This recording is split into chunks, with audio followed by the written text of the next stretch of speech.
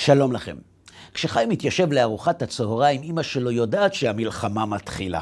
יאכל או לא יאכל? בדרך כלל לא יאכל. מה שמעניין הוא שכשסבתא מגיעה, חיים אוכל בגדול. כשסבתא ראתה שאמא מופתעת, היא גילתה לה את הסוד שלה. גם כשאני, אמרה סבתא, גם כשאני מנסה להאכיל את חיים הוא מסרב, אלא שאז אני מסמנת בעיניים לאחותו הגדולה ומעבירה אליה את המנה של חיים. בהתחלה חיים לא מתרגש, אבל כשהוא רואה את התענוג שמתפשט על הפנים של אחותו כשהיא אוכלת את המנה שלו, הוא מיד מזדעק ודורש את המנה שלו בחזרה. ילד, אמרה סבתא, לא צריך לשכנע להיכנס לחנות ממתקים.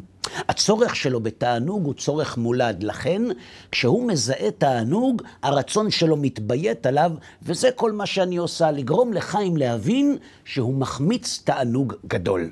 ברגע שהוא מזהה שאחותו נהנית ועוד מהמנה שלו, מיד הוא דורש אותה בחזרה. את האמת, חברים, גם אני למדתי משהו מסבתא של חיים. אם השיטה שלה עובדת עם אוכל, למה שהשיטה לא תעבוד גם בתחומים נוספים, כמו למשל בחינוך לערכים? חינוך לערכים, חברים, הוא ללא ספק חינוך שדורש מהילד להגביל את הרצון שלו. הגבלת רצון לא מובילה לתענוג, ואת זה כולם מבינים. אז למה בכל זאת הוא מגביל את הרצון שלו? או מיראת העונש, או מתקוות השכר. וכאן עולה השאלה, מה יקרה אם הילד חי בדור שהתענוג מחופש נראה מתגמל הרבה יותר מהשכר על הגבלת הרצון או מצער העונש? מסתבר שבמקרה כזה כנראה נפסיד את הילד. זו הסיבה שבדור שלנו לא מומלץ לבסס את החינוך לתורה ולמצוות על יראה. בדור שבו הפיתויים כל כך זמינים ומוחשיים, מילים על שקר החן והבל היופי לא יספיקו. הם אולי שקר והבל, אבל השקר וההבל הללו הם מתוקים, ומתוק זה מפתה.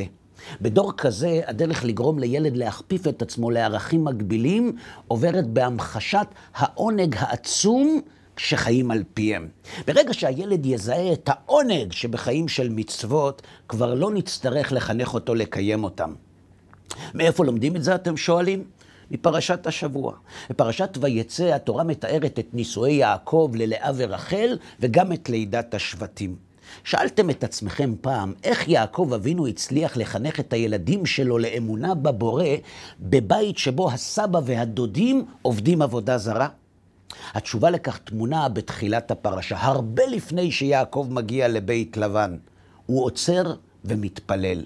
אם יהיה אלוהים עמדי ושמרני בדרך הזה אשר אנוכי הולך, ונתן לי לחם לאכול ובגד ללבוש, ושבתי בשלום אל בית אבי, והיה השם לי לאלוהים. ההסבר הפשוט של הפסוק הוא שיעקב מבטיח שאם השם ישמור עליו, הוא יעבוד אותו. אלא שכאן עולה השאלה, האם עבודת השם של יעקב נתונה לתנאים? אם ישמור יעבוד ואם לא, לא? בדיוק כאן תמונה התשובה. יעקב מבין שבבית של לבן אי אפשר לחנך ילדים לערכים שמבוססים על יראה, אלא רק על אהבה. בתפילה שלו הוא מציב את היסוד להצלחה.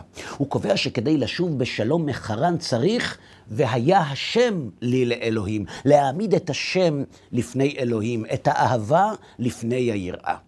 יעקב אבינו מלמד אותנו שכדי להצליח להקנות לילדים ערכים רוחניים בעולם חומרי ומתירני, השימוש ביראה לא יספק את הסחורה. הוא אולי מרתיע, אבל אין בו תענוג. כדי להצליח, הילד צריך לראות בעיניים את העונג המיידי שנלווה לחיים רוחניים.